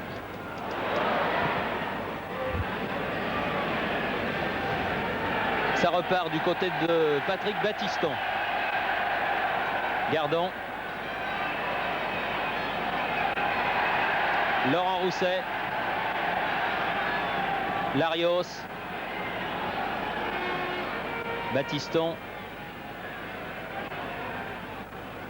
Battiston. Tire. Ah, bien joué, bien remise de Platini qui a été bousculé. Et corner sur ce tir de Patrick Battiston. Et bien joué de la part de M. Da Silva qui laisse l'avantage. Patrick Battiston va s'ouvrir le chemin du but et obliger Thompson à concéder un corner. Zimaco, corner a été joué rapidement. Elie. Gardon laisse filer Lopez. Gardon, on élargit le jeu du côté de Saint-Étienne. Lopez. Larios.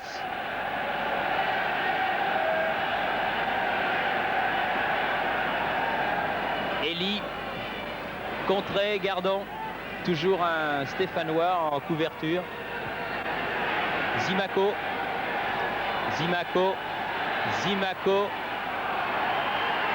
Tir de Laurent Rousset, mais à côté du but de Thompson qui va pouvoir dégager. Et Zimaco qui a permuté avec Johnny Rep. Zimaco qui se retrouve maintenant à l'aile gauche. Johnny Rep étant lui passé à l'aile droite pour essayer de troubler les défenseurs. Zimaco. Larios. Ah, Platini qui se lance davantage dans le combat d'homme à homme qu'il ne l'avait fait en première mi-temps. Pas sûr qu'il était de la tenue de sa cuisse. Ballon qui est pour Janvion sur l'aile gauche. Après remise avec Elie. Centre du pied droit. Elie dans les 16 mètres. Laurent Rousset, tir contré. Et les Écossais repartent. Non, Gardon. C'est un forcing terrible de Saint-Étienne depuis le début de cette deuxième mi-temps. Janvion. Larios. Elie. Rep. Et toujours rien dit, monsieur l'arbitre. Jouez, jouez. Rep. Une faute. Oui, un coup franc sur Johnny Rep pour une vilaine faute de Dunlop. Oui, les Écossais viennent protester car ils estiment qu'auparavant il y avait une faute notamment sur Abercrombie.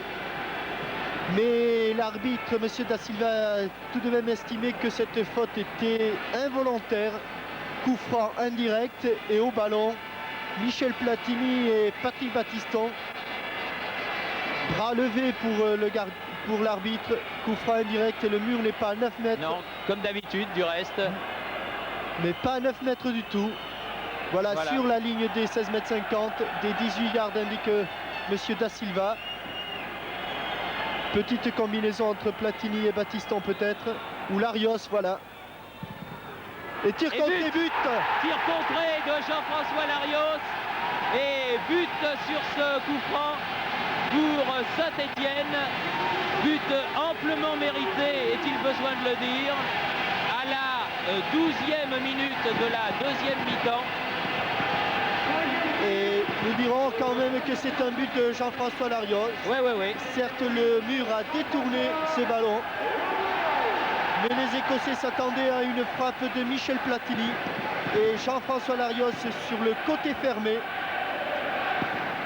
Eh bien, voilà ce grand pas vers la qualification de fait, puisque maintenant Saint-Étienne mène par 2-0 et peut voir venir. Il faudrait que les Écossais réussissent 2 buts pour mettre en difficulté Saint-Étienne. Sur ce que l'on a vu depuis le début de la partie, cela semble difficile, alors qu'un corner est concédé là par Jean-Marie Elie, puisqu'à la 57e minute, donc, Larios marque son 2e but de la soirée et permet à Saint-Étienne de mener par 2-0.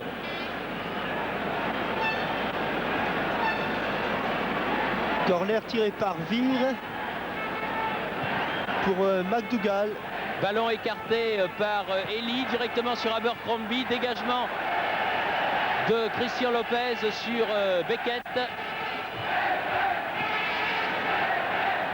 Larios, Battiston. Thierry, ce que je peux vous dire, c'est que la machine stéphanoise est partie.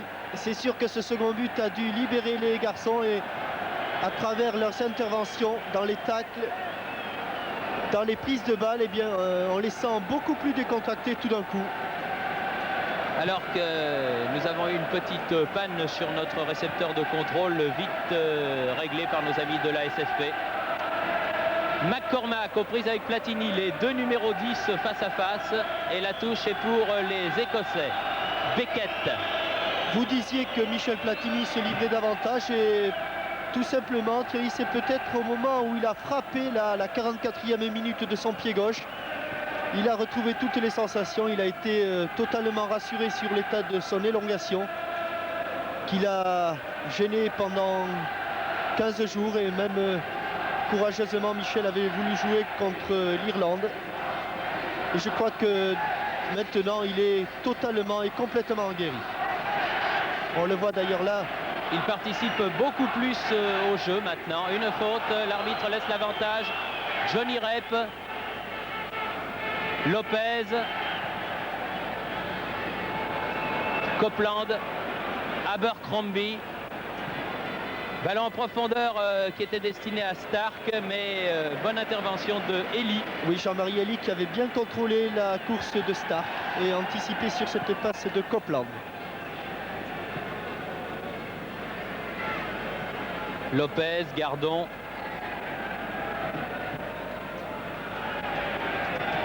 Tir contré de Johnny Rep. Lopez. Gardon, alors que les flocons tombent de plus en plus sur cette pelouse de Geoffroy Guichard. Ça n'est pas évident sur votre écran, mais on le voit. Des flocons qui ne sont pas gros, mais très serrés. L'hiver arrive sur les monts du Forez. Alors qu'un changement de joueur intervient, c'est Richardson, le numéro 14, qui rentre en lieu et place de Dunlop. Je n'oserais pas faire le jeu de mots de dire que Dunlop doit être crevé, mais enfin, il est certainement fatigué. Oui, Dunlop, il n'est pas titulaire dans cette équipe, Richardson l'est. Et là, McCormack va certainement revenir en défense. Alors que Battiston attaque sur le flanc droit et qu'un corner est concédé par Copeland sous la menace de Laurent Rousset. Il y avait un petit concours de pronostics qui était fait ici à Saint-Étienne avant le début de ce match. Et nos confrères stéphanois nous avaient demandé notre score. J'avais pour ma part dit 3-0. Pour l'instant, je ne suis pas trop loin. Mais enfin, il faudra encore marquer un but pour cela. Ce qui est bien possible, après tout. Un contre écossais. Sommer. C'est excessif de la part de Jean-François. Il n'a pas besoin de faire cela. Oui. Il est allé délibérément là-bas. Il est allé au taureau, comme on dit chez vous. Hein. Il est allé citer un petit peu trop l'Écossais. Oui. Zimaco. Bien joué avec Rousset, avec Larios qui ouvre sur la gauche du côté de Gardon. Mais ballon mis en touche par Stark. Oui, Stark qui a pris la place de Dunlop alors que Richardson est rentré, lui, au milieu du terrain. Jean-Marie Elie. Non, il faut revenir à l'endroit où a été, comme il a sorti. Allez-y, jouez, monsieur Janvion, dit l'arbitre. Une faute. Non. Non, non. Une touche, estime l'arbitre, tout simplement. Alors qu'il me semblait qu'il y avait une petite faute quand même. Abercrombie. McCormack. Beckett.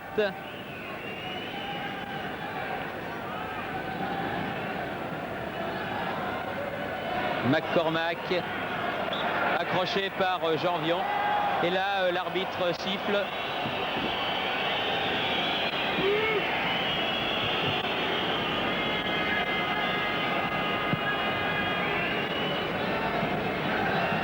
Coup franc joué, Veir. Tir contré, Zimaco. Oh là là. Platini, Rousset, Richardson.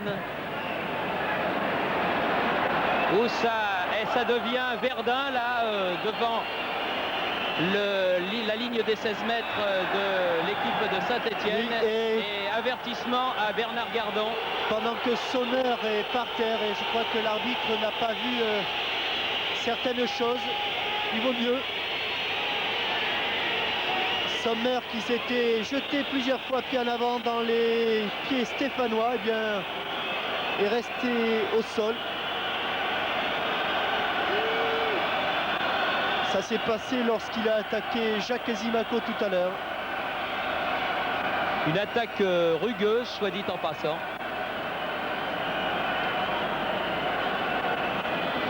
Le jeu est arrêté alors qu'il y avait énormément de nervosité dans l'air. Et que Veir lui aussi est blessé.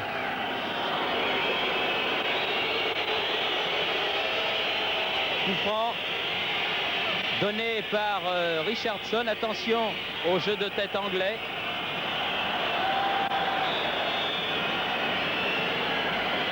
Veir qui vient le tirer quand même, ça prouve que ça n'était pas trop grave. Au deuxième poteau. Et sorti, en sortie de but, qui va permettre à Jean Castaneda de dégager son but alors que l'on atteint la 20e minute. Et que les esprits s'échauffent, et notamment les Écossais, qui sentant la qualification leur échapper, deviennent un peu trop agressifs et dépassent souvent les limites de la régularité, les limites permises. Battiston. Gardon qui a pris un avertissement ballot, idiot, parce que c'est important aussi ce phénomène des avertissements dans une saison lorsque l'on va loin en Coupe d'Europe. Je me souviens qu'il y a quelques années, Piazza en avait été la victime pour cette équipe de Saint-Étienne. Stark. Ah, les Écossais ont durci le jeu depuis quelques minutes. Janvion en touche, il était en couverture derrière Elie. Veir. Une faute de McDougall sur Janvion. À 9 mètres, dit monsieur l'arbitre. Une équipe écossaise que je qualifierais de hargneuse depuis quelques minutes. Acceptant mal ce score de 2-0, je vous le rappelle. Jean-François Larios, 14e et 57e minute. Et choc de deux crânes, et en l'occurrence ceux de Beckett et de Johnny Rep. Oui.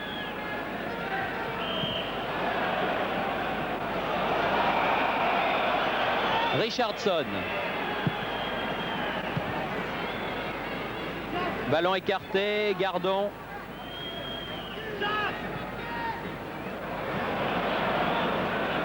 Stark.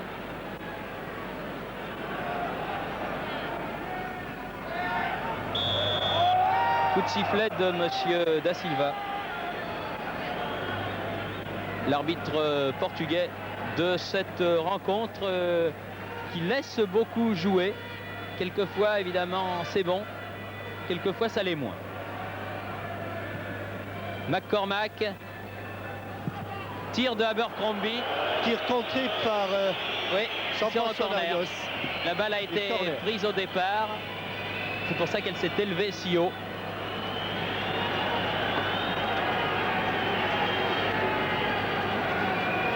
corner en faveur de l'équipe de Sainte-Myrène. Joué rapidement entre Beckett et Sommer. Coup de poing et reprise de Abercrombie encore une fois, mais au-dessus du but de Jean Castaneda. Oui, Jean Castaneda qui n'a pas armé son dégagement au point et qui, comme le coup de tête de Beckett tout à l'heure, a relancé ce ballon dans l'axe du terrain. Il faut préciser, Jean-Michel, puisqu'on a le temps avant que Jean Castaneda récupère un ballon pour dégager, que depuis qu'il a pris place dans les buts de Saint-Étienne, jamais Saint-Étienne n'a pris plus d'un but par match d'abord. Et au total, 5 buts. 5 ou 6 buts, oui, ont été concédés alors qu'il était rentré à hauteur de la 4e journée de championnat, match contre Nancy, si ma mémoire ne me fait pas défaut. C'est exact. Et que vraiment, ça a complètement stabilisé cette défense et transformer le jeu de toute cette équipe de Saint-Étienne. Richardson, Michel Platini, alors que Laurent Rousset reste au sol et que l'arbitre siffle un coup franc en faveur de l'équipe de Sainte-Myrène. Larios est venu demander à son coéquipier si ça allait. Mais en ce moment, sur ce terrain de Geoffroy Guichard, ça tombe comme à Gravelotte. Oui, les Stéphanois ont peut-être tort de répondre au coup des Écossais. Ils n'ont pas intérêt à durcir le jeu maintenant. Ils sont en position de force et je crois qu'au lieu de durcir le jeu et de répondre du tac au tac aux Écossais, c'est vrai, ce n'est pas très agréable de se faire provoquer. Mais je crois que ce serait mieux de la part des Stéphanois d'avoir un petit peu plus de calme, un peu plus de lucidité et d'essayer de poser le jeu. Une touche en faveur de Sainte-Myrène, jouée par le numéro 7, Stark. Alors que le public encourage Saint-Étienne. Et que Stark a gagné une bonne dizaine de mètres sur cette action. Richardson. Mésentente là entre Elie et contre de Larios. Une faute là, estime l'arbitre. Et oui, depuis quelques minutes, que ce soit du côté écossais ou du côté stéphanois, ça tombe beaucoup. On a vu Rousset, on a vu Vire, on a vu Sommer. Maintenant, c'est au tour de Jean-Marie Elie. Oui, qui a été bien attaqué dans le dos par McDougall, là tout de même. Voilà Christian Lopez qui fait signe jouer au ballon, jouer au ballon. Il a raison, Christian. Il est capitaine, il doit dire à ses coéquipiers, ne répondez pas aux provocations. Ah, lorsque l'on a le sang chaud dans des matchs comme celui-là, c'est évidemment difficile. Zimaco. Elie. Zimaco dans la surface de réparation. Centre en retrait, personne n'est là. Oui, intelligemment joué de la part de Jacques Zimaco. Ce petit centre en retrait. Tout le monde était parti dans les buts. Zimaco.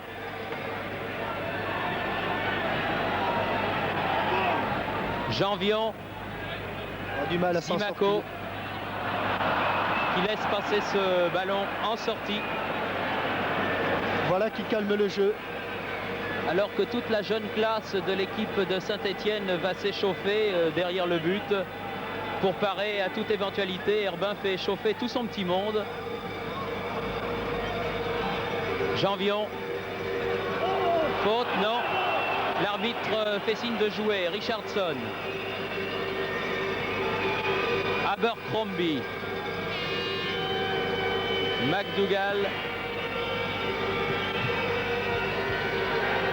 Johnny Rep. Battiston. Pour Johnny Rep, ballon un petit peu violent et passe en retrait de Stark à Thompson.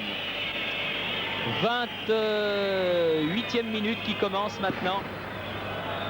17 minutes avant la fin de cette partie et toujours cette marque de 2-0 en faveur de Saint-Étienne. 2 buts marqués par Jean-François Larios, un par mi-temps. Le premier à la 14e, le second à la 57e minute. Rep. Et les Écossais qui continuent quand même. Weir, Beckett. Young, Richardson. Young. Stark. Bonne interception de Michel Platini.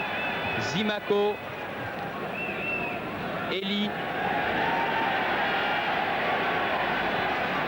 Zimaco. Dégagement Young. Janvion. Platini. Attention Michel. Ça se voyait venir de loin. Il l'a senti venir. Oui. On sentait que McDougall n'allait pas faire le voyage pour rien. Oui, comme vous dites, oui. Un petit peu énervant cette manière de détruire systématiquement des Écossais en deuxième mi-temps, alors que la partie avait été tout à fait correcte au cours des 45 premières minutes. Gardon.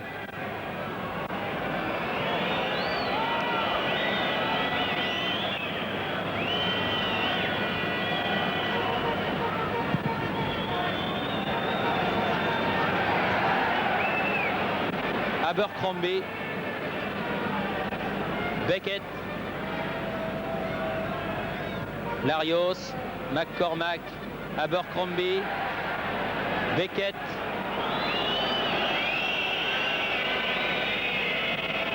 Young.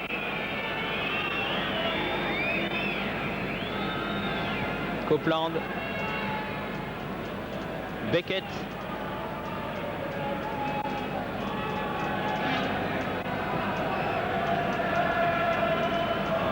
McDougall, Janvion, Platini. Ah, Janvion s'était arrêté. Et il ne pensait pas que Michel puisse lui adresser ce ballon. Le couloir, oui, n'était pas large, il faut bien le reconnaître. Young. Copeland. Qui a complètement tire-bouchonné sa frappe là. Jean-Marie Elie. Zimaco.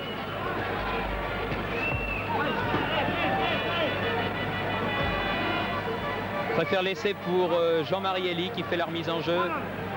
Zimaco. 6 mètres. Sortie de but, indique M. Da Silva, alors qu'il avait semblé que Jacques Zimaco avait été quelque peu bousculé.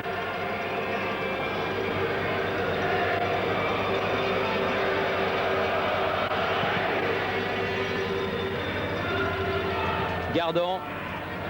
Larios, Platini, bien joué Larios. Rep.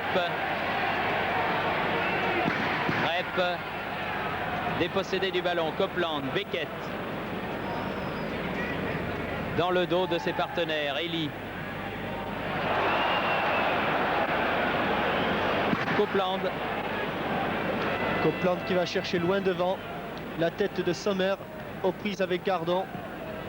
McCormack. Oh, ça vole bas. Oh là là là là. Faudrait peut-être sortir le carton, monsieur l'arbitre, parce qu'il y a des interventions qui sont dangereuses. Mais oui. 2 fois dit... Oui, c'est vrai que McCormack s'est rendu coupable de 2 agressions. Ah oui, il y a eu vraiment beaucoup de gestes dangereux et limites, c'est le moins que l'on puisse dire, depuis une bonne vingtaine de minutes maintenant. Battiston cherchait Laurent Rousset, il a trouvé Copeland. Hors-jeu. Oui, hors-jeu de McDougall. Signalé par le juge de touche avec un petit temps de retard. Larios.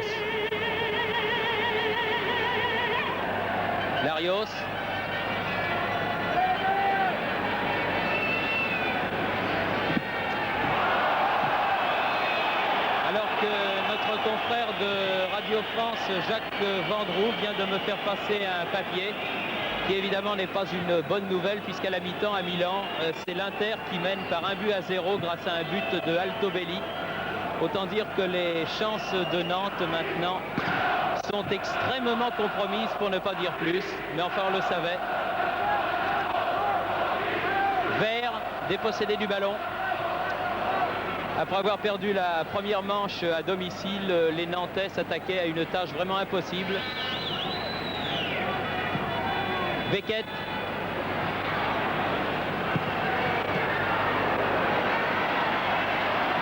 Et bonne intervention là de Janvion. Et les Écossais ont tout intérêt, eux, à pourrir le match parce qu'ils n'ont guère plus de chance de participer à une Coupe d'Europe. Donc c'est sans importance pour eux. Mais les Stéphanois doivent penser qu'ils ont d'autres tours à jouer. Notamment le 3e tour qui est le seul dans les 3 Coupes d'Europe disputées avant la fin de l'année. Puisque les champions et la Coupe des Coupes feront relâche. Mais les 2 clubs français, puisqu'on peut penser maintenant qu'il y aura 2 clubs français dans ce 3e tour. Sochaux. Retenu par le maillot Patrick Battiston.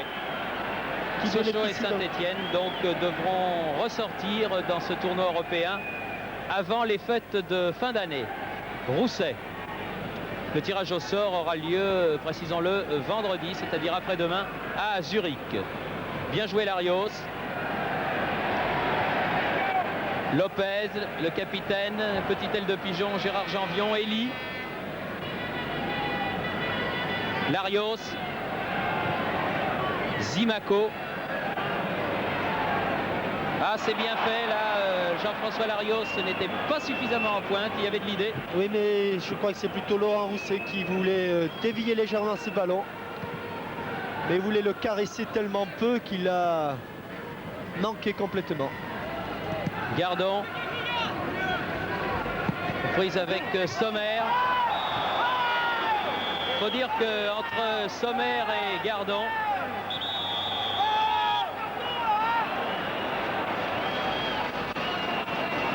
avertissement pour le numéro 9.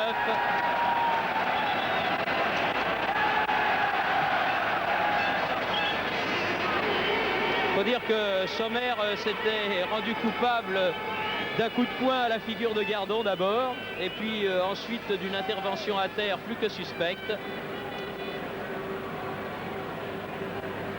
C'est le 2e joueur de l'équipe écossaise qui est averti.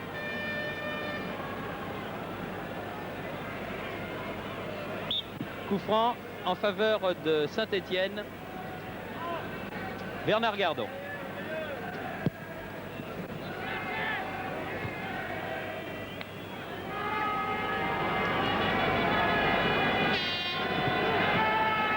Janvion.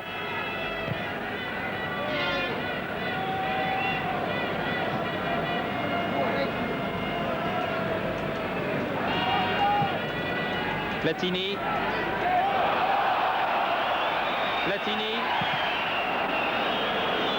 L'arbitre Monsieur laisse jouer. Da Silva avait laissé jouer et il avait raison, je crois.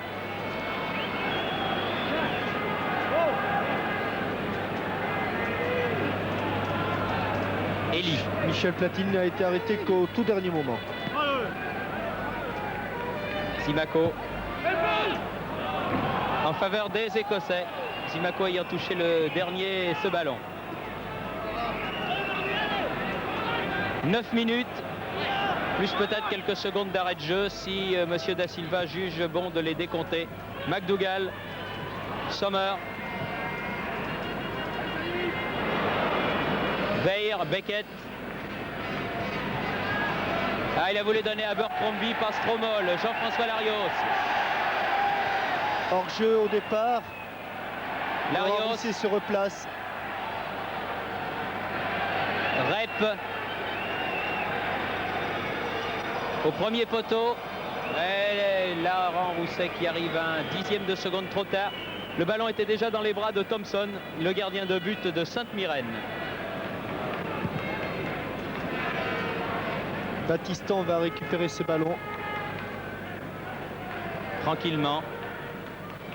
Rep voulait donner à Larios, contre de Larios.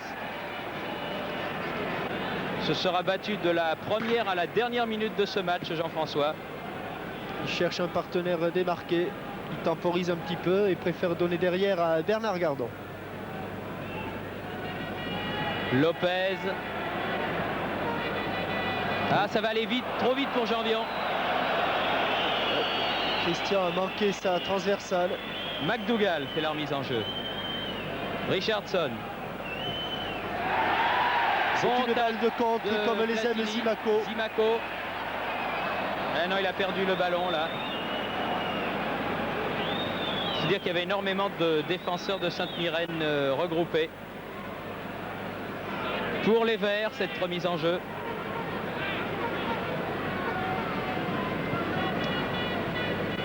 Janvion. Zimaco. Elle est Ouais, sortie. juste.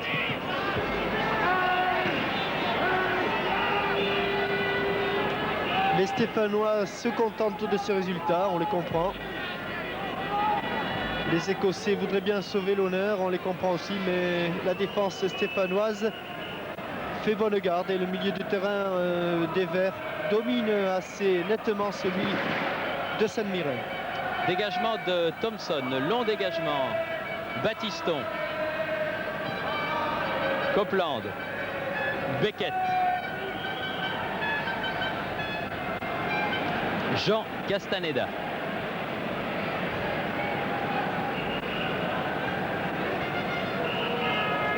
Gardon.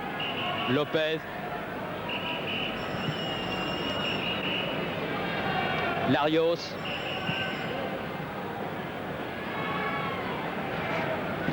Gardon. Johnny Rep.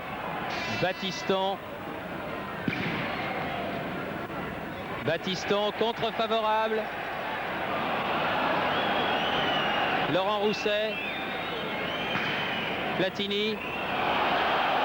Oh, Platini qui a pris un vilain coup. Venu de derrière sur le tendon, ça doit faire très très mal. Du reste, on l'a bien vu. McDougall.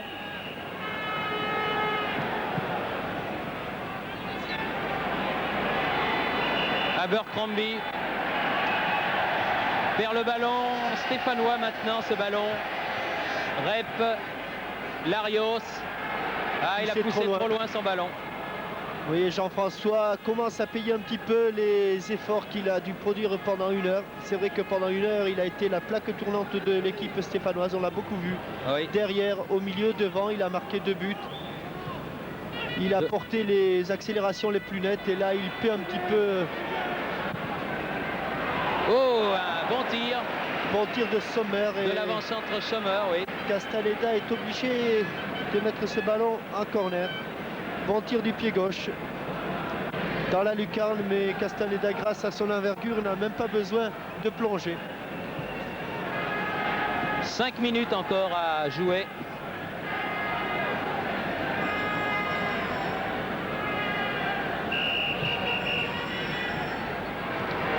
Oh là là!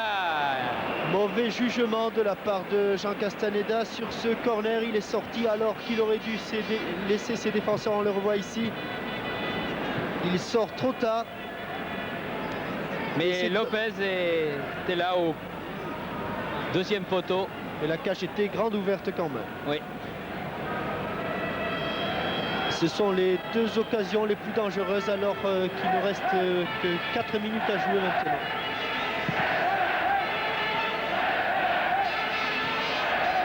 Rousset aux prises avec Beckett.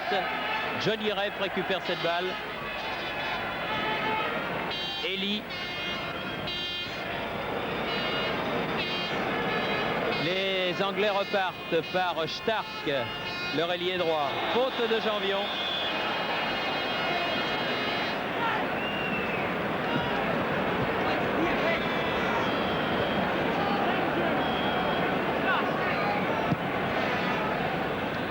Sommer. Tir de Abercrombie.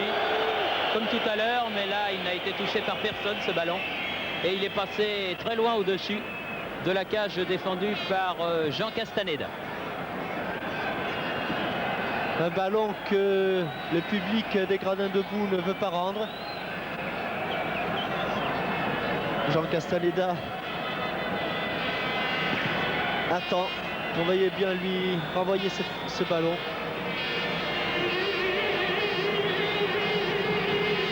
Le public dit non, non, non. Lopez et Larios vont le réclamer. Ils ont dû se montrer persuasifs puisque ce ballon est finalement revenu. Très certainement des secondes que décomptera monsieur Da Silva, l'arbitre, puisqu'il a regardé son chronomètre.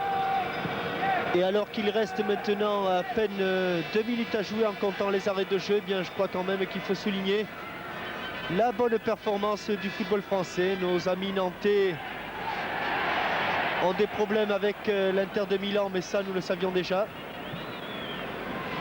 Car les Italiens sont une nation de football et de grand football, mais et puis les Italiens ne réussissent pas trop au football français. Et 2 équipes françaises auront passé 2 tours, Sochaux et Saint-Étienne. Après la performance de l'an dernier, on peut dire que le football français est sur la bonne voie. Et nous souhaitons maintenant que les Stéphanois et les Sochaliens aient un bon tirage vendredi prochain.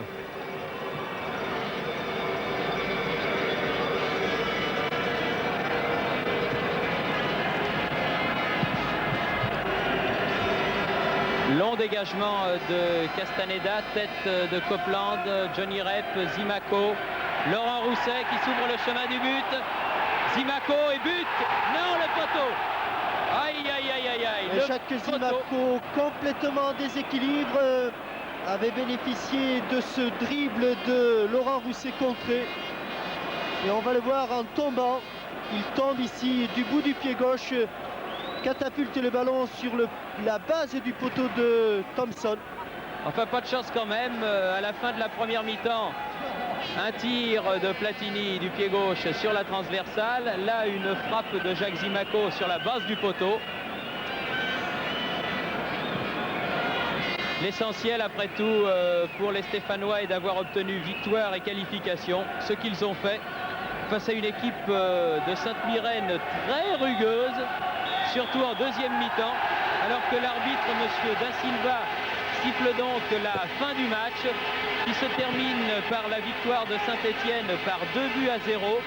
2 buts de Jean-François Larios marqués au 14e et 57e minute. Il me semble que c'est une victoire qui ne se discute pas, Jean-Michel. Non, les meilleures occasions ont été stéphanoises. Les Stéphanois ont marqué quand il fallait, surtout d'entrée de match. Ils ont fait le match que l'on attendait d'eux. Et disons que, encore une fois, ils ont bien préparé le match au sommet de championnat qui va avoir lieu samedi sur cette pelouse et qui va opposer les Stéphanois aux Nantais. Oui, Saint-Étienne donc exact une fois encore au rendez-vous de la Coupe d'Europe. Saint-Étienne et Sochaux qualifiés pour le 3e tour de la Coupe de l'UEFA. Nantes en difficulté, vous aurez certainement ce résultat nantais dans notre dernier journal de la soirée avec d'autres résultats de Coupe d'Europe. Ce reportage vous était donc transmis depuis le stade Geoffroy Guichard à Saint-Étienne, où les caméras de la SFP étaient dirigées par notre ami Pierre Badel.